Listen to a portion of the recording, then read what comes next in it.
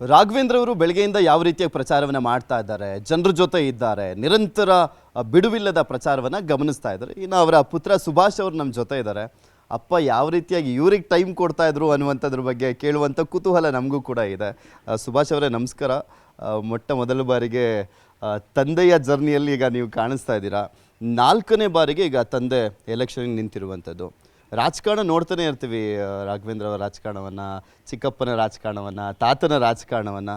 But ವೈಯಕ್ತಿಕವಾಗಿ ಒಬ್ಬ ತಂದೆಯಾಗಿ ಯಾವ ಥರ ನಿಮಗೆ ಟೈಮ್ ಕೊಡ್ತಾಯಿದ್ರು, ಯಾವ ಥರ ಸ್ಪೆಂಡ್ ಮಾಡ್ತಾಯಿದ್ರು ನಿಮ್ಮ ಜೊತೆ ಅಂತ?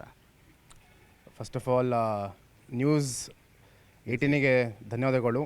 ನೀವು ನೋಡ್ತಾ ಇರ್ಬೋದು, ಬೆಳಗ್ಗೆ 7:30ಇಂದ ಆಲ್ಮೋಸ್ಟು ರಾತ್ರಿ 11:11ವರೆಗೂ ಅವರು ಜನ ಮಧ್ಯಾಹ್ನ ಇರ್ತಾರೆ. ಇದು ಎಲೆಕ್ಷನ್ ಸ್ಟಾರ್ಟ್ ಆಗಿರಲಿ ಇಲ್ಲಾಂದರೆ ರೆಗ್ಯುಲರ್ ಡೇ ಆಗಿರಲಿ, ಅವ್ರದ್ದು ಶೆಡ್ಯೂಲೇ ಹೀಗೆ. ಒಟ್ಟು ಬೆಳಗ್ಗೆ ಹೇಳ್ತಾರೆ, ನ್ಯೂಸ್ ಪೇಪರ್ ಓದ್ತಾರೆ, ಮನೆ ಒಂದು ಜನ ಬಂದಿರ್ತಾರೆ, ಅಟೆಂಡ್ ಮಾಡ್ತಾರೆ, ಅದು ಮುಗಿಸ್ಕೊಂಡು ಬೇರೆ ಬೇರೆ ಕಾರ್ಯಕ್ರಮಕ್ಕೆ ಹೋಗ್ತಾರೆ. ಇದೇ ರೀತಿ ಒಟ್ಟು ಜನ ಮಧ್ಯೆ ಇದ್ದಿದ್ದು ಅವ್ರಿಗೆ ಅಭ್ಯಾಸ. ಸೊ ನಾವು ಸಣ್ಣವರಿದ್ದಾಗೂ ಅಷ್ಟೇ ಅವರು ಜನ ಮಧ್ಯೆನೇ ಇರ್ತಾರೆ. ಸೊ ನಮಗೆ ತುಂಬ ಒಟ್ಟು ಸ್ಟಡೀಸ್ ನಾವು ಓದ್ಬೇಕಾರೆಲ್ಲ ಅಷ್ಟೊಂದು ಅವರು ನಾವೇನಾದ್ರು ನಾವೆಲ್ಲ ಅಷ್ಟೇ ನಾವೆಲ್ಲ ಹಾಸ್ಟೆಲ್ ಬೆಳೆದಿರೋದು. ಸೊ ಅಷ್ಟೊಂದು ನಾವು ನಮ್ಮ ಹಾಸ್ಟೆಲೇ ಇರ್ತಾಯಿದ್ವಿ. ರಜೆಗೆಲ್ಲ ಬಂದಾಗ ಟೈಮ್ ಕೊಡ್ತಾಯಿದ್ರು, ಅದನ್ನೆಲ್ಲ ನಾವು ಇರಲಿ ಒಂದು 2-3 ಟೈಮ್ಸು ಫ್ಯಾಮಿಲಿ ಟ್ರಿಪ್ ಹೋಗ್ತಾಯಿದ್ವಿ, ಅದಕ್ಕೆಲ್ಲ ಬರ್ತಾಯಿದ್ರು. ಬಟ್ ಜನರಲ್ಲಾಗಿ ಎಲ್ಲ ಸ್ಟಡೀಸಲ್ಲಿ ಎಲ್ಲ ಹೇಗೆ ಮಾಡ್ತಾಯಿದೆಯಪ್ಪ ಅಂತ ಎಲ್ಲ ಜನರೆಲ್ಲ ನೋಡ್ತಾರೆ. ಪೇರೆಂಟ್ಸ್ ಮೀಟಿಂಗ್ ಎಲ್ಲ ಬರ್ತಾ ಇದ್ರಾ? ಪೇರೆಂಟ್ಸ್ ಮೀಟಿಂಗ್ ಎಲ್ಲ ಕಷ್ಟ, ಅಮ್ಮ ಎಲ್ಲ ಅಟೆಂಡ್ ಮಾಡ್ತಾಯಿದ್ರು. ಫಾದರ್ ಸ್ವಲ್ಪ ಕಡಿಮೆ ಬರ್ತಾಯಿದ್ರು, ಬಟ್ ಸ್ಕೂಲಿಗೆಲ್ಲ ಬಂದು ಹೋಗ್ತಾಯಿದ್ರು. ನನಗೆ ಮತ್ತು ನನ್ನ ತಮ್ಮನೂ ಇದ್ದಾನೆ. ಇಬ್ಬರು ಒಟ್ಟು ತುಂಬ ಸಣ್ಣ ಏಜಿಂದ ಬೋರ್ಡಿಂಗ್ ಸ್ಕೂಲಲ್ಲಿ ಓದಿದ್ದೀವಿ, ಹಾಸ್ಟೆಲಲ್ಲಿ ಓದಿದ್ದೀವಿ. ಗೊತ್ತಲ್ಲ, ಹಾಸ್ಟೆಲ್ ಅಂದರೆ ಆಲ್ಮೋಸ್ಟ್ ಫುಲ್ ಇಯರ್ ಅಲ್ಲೇ ಆಗುತ್ತೆ. ಮನೆಗೆ ಒಂದು 2 ಮಂತ್ಸ್ ಬರ್ತಾ ಇದ್ವಿ. ಎಷ್ಟು ದಿನಕ್ಕೆ ಒಂದ್ಸಲಿ ಕಾಲ್ ಮಾಡೋರು? ಕಾಲು ವೀಕ್ಲಿ ಒನ್ಸ್ 100% ಮಾಡ್ತಾಯಿದ್ರು. ಮತ್ತು ಹಾಸ್ಟೆಲಿಂದ ನಾವು ಫೋನ್ ಇಟ್ಕೊಳಂಗಿರಲಿಲ್ಲ. ಸೊ ವೀಕ್ಲಿ ಒನ್ಸ್ ನಾವು ಒಂದು 1 hour 2 hours ಮಾತಾಡ್ತಾ ಇದ್ವಿ. ಆ ಥರ ಒಂದು ಇಂಟ್ರಾಕ್ಷನ್ ಇರ್ತಾ ಇತ್ತು. ಅವರೊಟ್ಟು ಸ್ವಲ್ಪ ಮಾತಾಡಿದ್ರು ಒಟ್ಟು ಡೆಫಿನೆಟ್ಲಿ ಏನಾಗ್ತದೆ ಅವ್ರು ತಿಳ್ಕೊತಾರೆ. ಅವ್ರು ತಿಳ್ಕೊಬೇಕಂತ ಏನಿಲ್ಲ, ಒಂದ್ಸಲ ನೋಡೋಕೆ ಗೊತ್ತಾಗತ್ತೆ ಹೇಗೆ ಮಾಡ್ತಾ ಇದ್ದಾನೆ ಜನರಲ್ ಆಗಿ ಅಂತ ಗೊತ್ತಾಗತ್ತೆ ಅವ್ರಿಗೆ. ಅಲ್ಲ, ಯಾವಾಗಲಾದ್ರೂ ನೀವೇನಾದರೂ ಅಪ್ಪನ ಹತ್ರ ಜಗಳಾಡಿದ್ದುಂಟಾ? ಏನಪ್ಪ ನೀನು ಬರೋದೇ ಇಲ್ಲ, ಎಲ್ಲ ಅಮ್ಮನೇ ನೋಡ್ಕೊಳ್ತಾರೆ, ಆ ರೀತಿಯಾಗಿ ಏನಾದರೂ ಕೇಳಿದ್ದುಂಟಾ? ಇಲ್ಲ, ಆ ಥರ ಏನಿಲ್ಲ. ಅದು ಹೇಳ್ತಾನಲ್ಲ, ಅವ್ರು ಕಡಿಮೆ ಮಾತಾಡ್ಬಿಟ್ಟು ನಾವು ಹೇಗಿರ್ತೇವೆಲ್ಲ ಗೊತ್ತಾಗ್ತಾ ಇತ್ತು. 100% ಜಾಸ್ತಿ ಅಮ್ಮನ ಜೊತೆ ಮಾತಾಡ್ತಾ ಇದ್ವಿ ಅವಾಗೆಲ್ಲ. ಬಟ್ ಬರ್ತಾಯಿದ್ರು ಎಲ್ಲ, ಹಂಗೇನು ಆ ಥರ ಏನಿಲ್ಲ. ಒಟ್ಟು ಈಗ ತಂದೆ ಬಗ್ಗೆ ಈಗ ನಾವು ರಾಜಕಾರಣದಲ್ಲಿ ನೋಡಿರ್ತೀವಿ, ರಾಘವೇಂದ್ರ ಅವರು ಹಿಂಗಿರ್ತಾರೆ ಏನು ಎತ್ತ ಅಂತ. ಅದನ್ನು ಹೊರತುಪಡಿಸಿ ನೀವು ನೋಡೋದಾದರೆ ಅಪ್ಪನ ಬಗ್ಗೆ ಹೇಳಬೇಕು ಅಂದರೆ ಏನು ಹೇಳಕ್ಕೆ ಬಯಸ್ತೀರಾ? ಅಲ್ಲ, ಒಂದು ಅವರು ಮೊದಲಿಂದ ನಾವು ಸಣ್ಣ ನೋಡ್ಬೇಕಾದ್ರೆ ಒಂದು ಡಿಸಿಪ್ಲಿನ್ಡ್ ಆಗಿ ಒಟ್ಟು ಎಲ್ಲರೂ ಒಟ್ಟು ಆನ್ ಟೈಮ್ ಕೆಲಸ ಮಾಡಬೇಕು, ರೆಸ್ಪಾನ್ಸಿಬಿಲಿಟಿ ತೊಗೊಬೇಕು. ಒಟ್ಟು ಏನೋ ಕೆಲಸ ಮಾಡ್ತಾ ಇರಬೇಕು, ಒಂದು ಪರ್ಫೆಕ್ಷನ್ ಇರಬೇಕು. ಏನೋ ಒಂದು ಕೆಲಸ ಹೇಳಿದರೆ ಫಾಲೋ ಅಪ್ ಮಾಡಿ ಕೆಲಸ ಮಾಡಿಸ್ಬೇಕು. ಏನೇ ಒಂದು ಕೆಲಸ ಸ್ಟಾರ್ಟ್ ಮಾಡಿದ್ರೆ ಕೆಲಸ ಬೇಗ ಮುಗಿಸ್ಬೇಕು. ಆ ಥರ ಜನರಲ್ ಆಗಿ ಅವ್ರದ್ದು ಪೊಲಿಟಿಕಲ್ ಲೈಫ್ ಆಗಿರಲಿ, ಜನರಲ್ ಮನೇಲಾಗಿರಲಿ, ಒಟ್ಟು ಅದೇ ಥರ ಅವರು ಬೆಳ್ಕೊತ ಬಂದರು. ನಮಗೂ ಅದೇ ಒಂದು ಹತ್ತಿರ ನೋಡಿ ನಮಗೂ ಅದೇ ಅಭ್ಯಾಸ ಆಗಿದೆ ಒಟ್ಟು. ಸೊ ಮೇನು ಒಂದು ರೆಸ್ಪಾನ್ಸಿಬಿಲಿಟಿ ಆಗಿ, ಒಂದು ಡಿಸಿಪ್ಲಿನ್ಡ್ ಆಗಿ ಒಂದು ಲೈಫ್ ಲೀಡ್ ಮಾಡಬೇಕು ಅಂತ ಅವ್ರದ್ದು ಅದೇ ಮೋಟಿವು. ನಾವು ಅದನ್ನೇ ಕಲಿತಾ ಇದ್ದೀವಿ.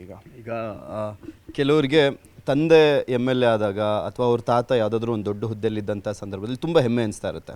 ಅದರಲ್ಲೂ ನಿಮ್ಮ ಫ್ಯಾಮಿಲಿ ಅಂತ ಬಂದಾಗ ತಂದೆ ರಾಜ್ಯದಲ್ಲಿ 4 ಬಾರಿ ಮುಖ್ಯಮಂತ್ರಿ ಆಗಿದ್ದಂಥವರು, ಚಿಕ್ಕಪ್ಪ ಒಂದು ಕಡೆ ರಾಜ್ಯಾಧ್ಯಕ್ಷರಾಗಿದ್ದಾರೆ, ಇನ್ನು ತಂದೆ 3 ಬಾರಿ MP ಆಗಿದ್ದಂಥವ್ರು, ಒಮ್ಮೆ MLA ಕೂಡ ಆಗಿದ್ದಾರೆ. ಹಾಗೆ ಬಂಗಾರಪ್ಪನವರಂಥ ಮಾಸ್ ಲೀಡರನ್ನು ಸೋಲಿಸಿ ರಾಜಕಾರಣದಲ್ಲಿ ಮುಂದುವರ್ತಾ ಬರ್ತಾ ಇರುವಂಥದ್ದು ಎಷ್ಟು ಹೆಮ್ಮೆ ಅನಿಸುತ್ತೆ ನಿಮ್ಮ ಕುಟುಂಬದ ಬಗ್ಗೆ? ಇಲ್ಲ, ತುಂಬ ಸರ್.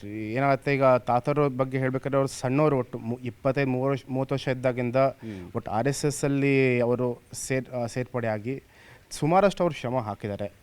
ಅದೇ ರೀತಿಯಾಗಿ ತಂದೆ ಮತ್ತು ವಿಜಯಾಂಕಲ್ ಆಗಿರ್ಬೋದು, ಅವರು ಸಣ್ಣ ಏಜಿಂದ ಒಟ್ಟು ಬೂತ್ ಲೆವೆಲಿಂದ ಎಸ್ಟಾಬ್ಲಿಷ್ ಆಗಿ ಎಲ್ಲ ತಿಳ್ಕೊಂಡು ಈಗೆಲ್ಲ ತುಂಬ ಕಷ್ಟಪಟ್ಟು ಒಟ್ಟು ಮಾಡ್ತಾ ಇರೋದು.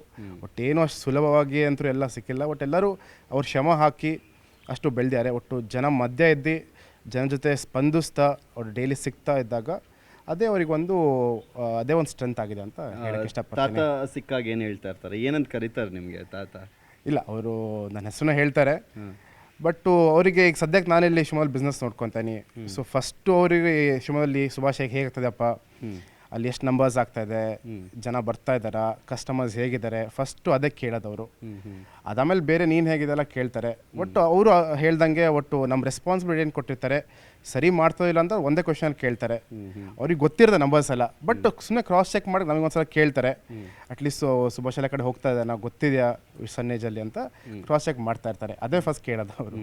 ಈಗ ಸಹಜವಾಗಿ ಯೂತ್ಸ್ ಅಂತ ಬಂದಾಗ ತುಂಬ ಎಂಜಾಯ್ ಮಾಡಬೇಕು, ಅದು ಇದು ಸಾಕಷ್ಟು ಕನಸುಗಳಿರ್ತವೆ.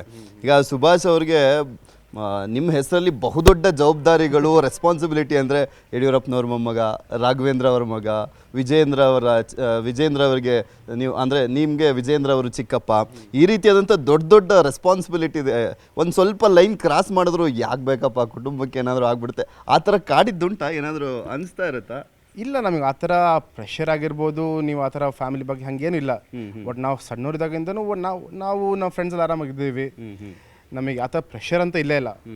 ಸೊ ನಾವೆಲ್ಲ ಫ್ಯಾಮಿಲಿ ಜೊತೆ ಆಗಿರ್ಬೋದು, ಹೊರಗೆ ಹೋಗಿರ್ಬೋದು, ಬಟ್ ನಾವೊಂದು ಡಿಸಿಪ್ಲಿನ್ ಆಗಿರ್ತೀವಿ. ನಮ್ಮ ಫ್ಯಾಮಿಲಿ ಅದೇ ಕಲಿಸ್ಕೊಟ್ಟಿದ್ದು. ನಾವು ಆ ಥರ ಪವರು, ಪೊಲಿಟಿಕಲ್ ಫ್ಯಾಮಿಲಿ ಹಾಗೆ ಅದು ಇದನ್ನು ಫ್ರೆಂಡ್ಸು ಆ ಥರ ನೋಡಲ್ಲ, ನಾವು ಆ ಥರ ಫ್ರೆಂಡ್ಸು ಬೇರೆ ಜನ ನೋಡಲ್ಲ. ಸೊ ಎಲ್ಲ ಒಟ್ಟಿಗೆ ಆಗಿ ನಾವೆಲ್ಲ ಕೆಲಸ ಮಾಡ್ಕೊತ ಆರಾಮಾಗಿರ್ತೀವಿ ಒಟ್ಟು ತೊಂದರೆ ಇಲ್ಲ. ನಿಮಗೇನಾದರೂ ಆಸೆ ಇದೆಯಾ? ಈಗ ಎಲ್ಲರೂ ಆಲ್ಮೋಸ್ಟ್ ಮನೆಯಲ್ಲಿರೋರಂಥವ್ರು ಜನರ ಜೊತೆ ಬೆರೆಯುವಂಥ ಕಾರಣಕ್ಕೋಸ್ಕರ ನಮಗೂ ಜನರ ಸೇವೆ ಮಾಡಬೇಕು ಅನ್ನುವಂಥ ಆಸೆ ಸಹಜವಾಗಿ ಬಂದೇ ಬರುತ್ತೆ. ನಿಮಗೆ ನೆಕ್ಸ್ಟ್ ಮುಂದಿನ ದಿನಗಳಲ್ಲಿ ರಾಜಕೀಯಕ್ಕೆ ಬರಬೇಕು ಅನ್ನುವಂಥ ಆಸೆ, ನಾನು ಕೂಡ ಏನಾದರೂ ಜನರ ಜೊತೆ ಇರಬೇಕು, ಜನರ ಸೇವೆ ಮಾಡಬೇಕು ಅನ್ನುವಂಥ ಆಸೆಗಳಿದೆಯಾ? ಈಗ ಜನರ ಸೇವೆ ಬಂದಾಗ ನಾನಾಗಿರ್ಬೋದು, ಯಾರೇ ಆಗಿರ್ಬೋದು, ಒಟ್ಟು ಒಬ್ಬರು ಬೆಳಿಬೇಕಂದ್ರೆ ಎಲ್ಲ ಜೊತೆ ಇರಬೇಕಾಗತ್ತೆ. ಒಟ್ಟು ನಮ್ಮ ಕೈಲಿ ಎಷ್ಟಾಗಿ ಜನಕ್ಕೆ ಹೆಲ್ಪ್ ಮಾಡ್ಬೋದು ಅಷ್ಟು ಹೆಲ್ಪ್ ಮಾಡೋಕ್ಕತ್ತೆ. ಬೇರೆ ಬೇರೆ ಫೀಲ್ಡ್ ಆಗಿರ್ಬೋದು, ಯಾರೇ ಒಬ್ಬರು ಪಾಲಿಟಿಷಿಯನ್ ಫ್ಯಾಮಿಲಿ ಬಂದು ಮಾಡೋಕ್ಕಂತ ಏನಿಲ್ಲ. ಒಟ್ಟು ಜನ ಮಧ್ಯೆ ಇರಬೇಕು. ಯಾವಾಗಲೂ ನಮ್ಮ ನಾಲೆಜ್ ಜನಕ್ಕೆ ಶೇರ್ ಮಾಡಬೇಕು, ನಮ್ಮ ಸ್ಟ್ರೆಂತು ಜನಕ್ಕೆ ಶೇರ್ ಮಾಡಬೇಕು, ನಮ್ಮ ಕೈಲಿ ಏನೇನು ಹೆಲ್ಪ್ ಆಗುತ್ತೆ ಒಟ್ಟು ಜನ ಮಧ್ಯೆ ಇದ್ದೇ ಅಲ್ಲಿ ಕೆಲಸ ಮಾಡಬೇಕಾಗತ್ತೆ. ಇದೆಲ್ಲ ಒಟ್ಟು ನನಗೂ ಇಂಟ್ರೆಸ್ಟ್ ಇದೆ, ಒಟ್ಟು ಎಲ್ಲರಿಗೂ ಇಂಟ್ರೆಸ್ಟ್ ಇರಬೇಕು ಅಂತ ಇದು ಮಾಡ್ತಾ, ಒಟ್ಟು ಯಾವುದೇ ಪೊಲಿಟಿಕಲ್ ಫ್ಯಾಮಿಲಿ ಕಡೆಯಿಂದ ಎಲ್ಲ ಅಂತ ಬಟ್ ಜನರಲ್ ಆಗಿ ಎಲ್ಲರೂ ಒಟ್ಟು ಇನ್ ಸೊಸೈಟಿಗೆ ಸಪೋರ್ಟ್ ಮಾಡಬೇಕು, ಬಟ್ ಸಪೋರ್ಟ್ ಮಾಡಲೇಬೇಕಾಗತ್ತೆ. ನಮ್ಮ ಮೋದಿಯವರಾಗಿರ್ಬೋದು ಸುಮಾರು ಕೆಲಸ ಮಾಡಿದ್ದಾರೆ. ಮೊದಲು ಶಿವಮೊಗ್ಗ 10 ವರ್ಷ ಮುಂಚೆ ಎಲ್ಲರಿಗೂ ಗೊತ್ತು ಹೇಗಿತ್ತು, ಈಗ ಹೇಗಾಗಿದೆ ಎಲ್ಲರಿಗೂ ಗೊತ್ತಾಗಿದೆ.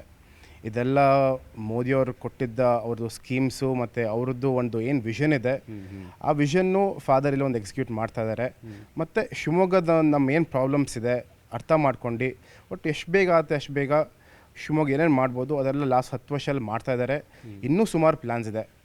ಮತ್ತು ಈ ಸಲ ತುಂಬ ಎಲ್ಲ ಜನರು ಒಟ್ಟು ಖುಷಿಯಾಗಿದ್ದಾರೆ, ಶಿವಮೊಗ್ಗಕ್ಕೆ ಇಷ್ಟು ಚೆನ್ನಾಗಿ ಆಗ್ತದೆ. ಮತ್ತು ಇಷ್ಟು ವೇಗವಾಗಿ ಬೇರೆ ಯಾವುದೂ ಜಿಲ್ಲೆ ಬೆಳೀತಾ ಇಲ್ಲ. ಅಷ್ಟು ಹೆಮ್ಮೆಯಾಗಿ ನಮ್ಮೆಲ್ಲ ಶಿವಮೊಗ್ಗದವರೆಲ್ಲರೂ ಖುಷಿಯಾಗಿದ್ದಾರೆ ಈ ಸಲ.